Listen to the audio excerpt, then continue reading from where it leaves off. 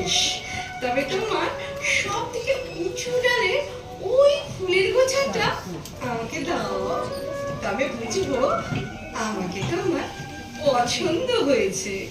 আচ্ছা, দিচ্ছি। এই নাও।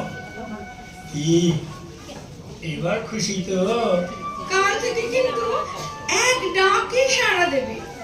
মাছরাঙার শিমুল গাছ থেকে সময় নষ্ট করবে না, বলে দিলাম।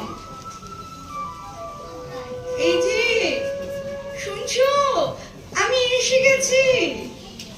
আমি সেই সকাল থেকে তোমার জন্য অপেক্ষা করে আছি, আর তুমি আসছো এই দুপুর গড়ানোর পর।